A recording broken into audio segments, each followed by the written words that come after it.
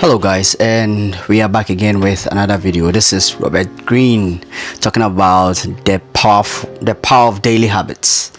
The power of daily habits. I was about to say the powerful daily habits, but then it's the power of daily habits. So let's just start.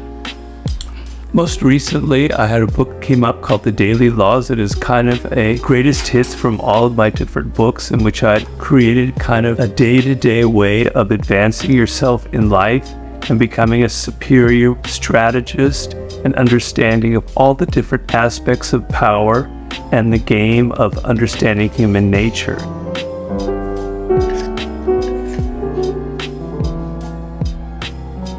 And the following is sort of a compilation of all of the best interviews I've given for creating this habit of daily meditation and of internalizing all the lessons from my books.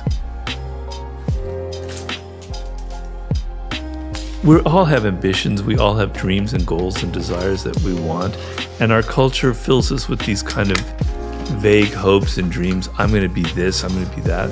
But really what gets you to where you want are habits, are daily habits. There are negative habits that you can't get rid of. Smoking, drinking, online porn, whatever your daily habit is, you can't get rid of it. But there are other habits that, like discipline, like working every day, like taking steps to reach your goals, that are immensely liberating. And you can get rid of your bad habits through developing positive habits, right?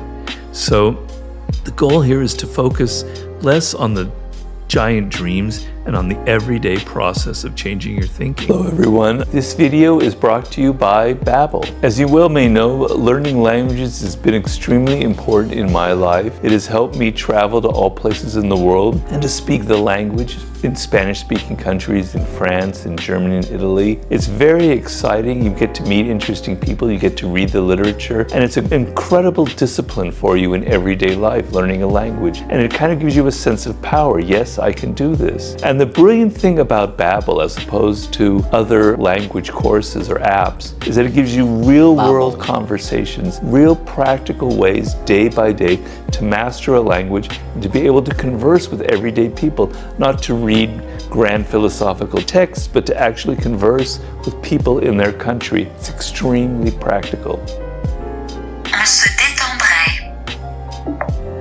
On se détendrait. Now, Babbel offers all kinds of subscription offers, including a lifetime subscription that you may want to avail yourself of. Click the link in the description or scan the QR code to get 60% off the subscription rate. Now, back to the video. Yes. The problem that most people have, and believe me, I know it, when you're writing something or working on a project, is you have no distance. You have no ability to analyze your own work. You think that everything you do is just golden and beautiful, or you think everything you do is awful or terrible, right? Yeah. So you can have other people look at it and who can kind of bring you back to reality and say, this is what's working, this isn't what isn't working. But oftentimes you can't trust other people. First of all, maybe they don't really know, maybe they're not as knowledgeable on the subject, and also they might have a political axe to grind or whatever. So you have to become your own critic. You have to be able to see the flaws and what isn't working in your own creation. And sometimes, it's very hard to do that. You tend to kind of gloss over the things that aren't working.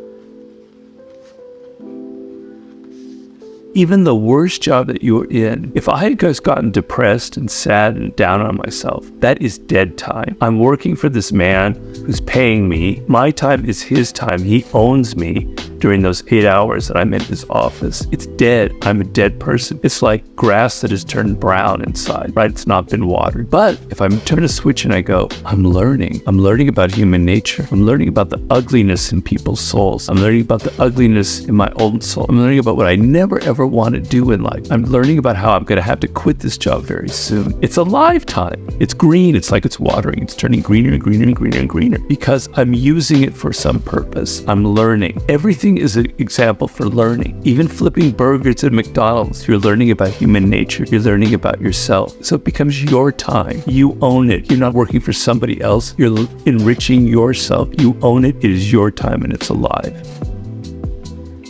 more fatigue.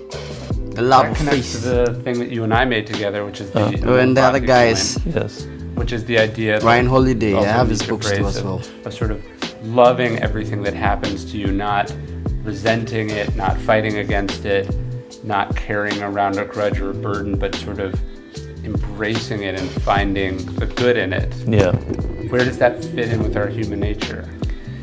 It doesn't fit in because it's not natural to us.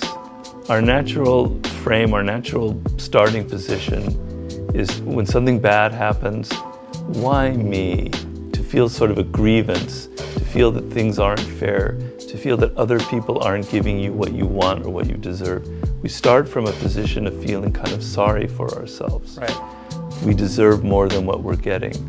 And so a lot of what I'm talking about in this book is overcoming some of these natural elements in human nature and turning them around and using them for another purpose, another way. And amor fati is very powerful in that you train yourself to accept everything that happens. It's sort of a banality to say that things happen for a reason, but there's some truth to it. For Nietzsche, it was, this is life. Life involves pain. Life involves adversity. You're going to die one day and it's not going to be pleasant. Your friends and family members, they're going to die one day and it's not going to be pleasant. You're going to have failure in life. People are going to hurt you. But that is life. That's what it is. So to resist that, to be angry about that, means to not love life itself. Motivation is key. The key factor in life is motivation, is desire, is the energy that you bring to it. If you don't believe in yourself, if you only half-heartedly are reading my books or listening to Tom or listening to me and you go, yeah, I kind of want to change, it won't matter, it won't change anything. You'll just go back to your old habits because habits are very powerful. You're a product of the cultural moment. It's very hard to resist it. It's very hard to swim against the tide of the times that we live in. So if you don't have the motivation, if you don't have the energy, if you don't have the idea that, damn it, I'm going down fast, if I don't turn this around, you're only alive once. It's, YOLO, and it goes past really fast. I can tell you that as I get older, faster than you think. So you've got to be desperate. You've got to tell yourself, I've got to get out of this. I've got to change my life. I've got to swim against the tide of the times that I live in. I have to change my ways, because if not, when I'm 32, when I'm 35, all of my hopes, all of my horizons will narrow so much that it's going to look very, very bleak. Transform yourself to work. The way to transform yourself is through your work. Now, I know this runs counter to our prevailing cultural prejudices. Work is too ugly, too boring, too banal. Self-transformation, we think, comes through a spiritual journey, therapy, a guru who tells us what to do, intense group experiences and social experiences, and drugs. But most of these are ways of running away from ourselves and relieving our chronic boredom. They're not connected to process, and so any changes that occur don't last. Instead, through our work, we can actually connect to who we are instead of running away. And by entering that slow, organic process, we can actually change ourselves from the inside out in a way that's very real and very lasting. This process involves a journey of self-discovery that can be seen as quite spiritual. And in the end of this process, we contribute something unique and meaningful to our culture through our work, which is hardly ugly, boring, or banal. Definition of success. To me, the idea of success that I have now is freedom. I'm extremely fortunate, and I have to wake up and I have to realize that and understand it, that I have the freedom as a writer that 99% of the other writers out there simply don't have. My publisher, I can write whatever I want. They don't bother me, they don't try and change it, and I don't have to get a teaching job to pay my bills, etc. The freedom is unbelievable that I have. With it comes responsibility. I have to I have to be disciplined. I have to motivate myself. I can't just sit there and sit in my chair and just kind of read about the Lakers all day or whatever. I gotta work, I gotta be disciplined. But for me, success and power is that feeling of freedom. I don't have any bosses. I don't have any people breathing down my neck. I don't have anybody telling me what I have to do or what I have to write. I don't have anybody canceling me or saying you can't write about this or that. I'm the luckiest man on the planet. Because I've studied throughout my years and the thousands of books I've read for my research, biographies of the most successful, famous, creative people. And inevitably, these are people who understood at some point in life that this is what I was destined to follow. This is a path for me.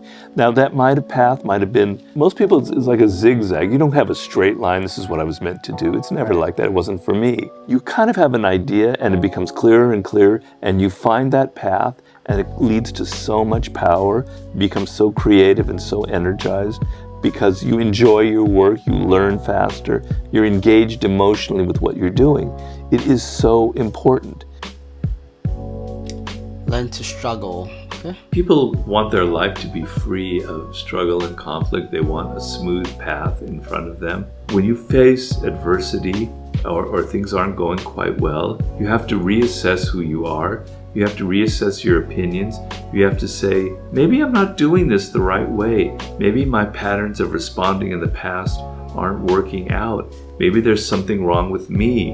How can I learn from this moment? How can I get past this particular obstacle? If you never have failure, if you never have conflict, you are never going to develop yourself in life. And there are people who are studying children now in the world who are saying it's a major problem because parents are trying to shield them from any kind of conflict in the world. And children develop through kind of struggles and conflicts and friction with siblings and colleagues and even parents. So inadvertently you could be creating a monster by trying to remove all kinds of forms of resistance and conflict. So conflict is something you must welcome as a test and a challenge and a way to strengthen yourself up, because life is harsh, life is difficult, and if you're not tough in this world, you're going to have a life of You'll be pain. destroyed, man.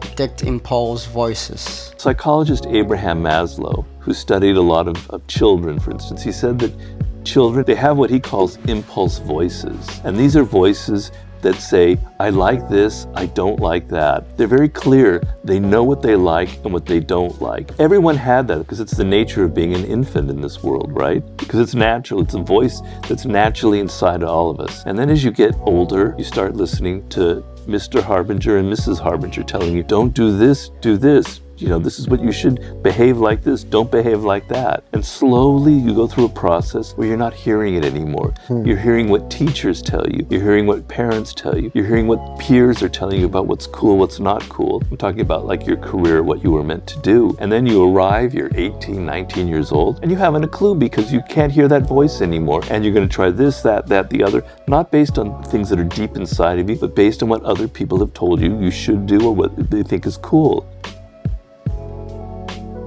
A daily routine. My daily routine, if you heard it, you would say, Robert, you lead the most boring life of any human on this planet. And it's true, I do lead the most boring. Basically, I get up around 7:30. I meditate on those pillows over there in this room for 45 minutes. And That's it's very long. rigorous discipline. Because try imagining keeping your mind still, your body still for 45 minutes. It's the high point of my day. It's the most beautiful point of the day. I'm now really I'm making breakthroughs. It's now 12 years I've been doing it.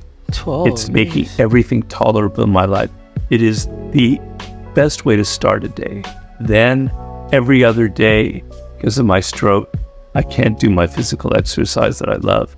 But I have a special kind of bicycle, and I go zipping up into the hills around here on these mega journeys for an hour and a half, sometimes 2 hours. To get the aerobic exercise that I'm addicted to because I'm an aerobic junkie.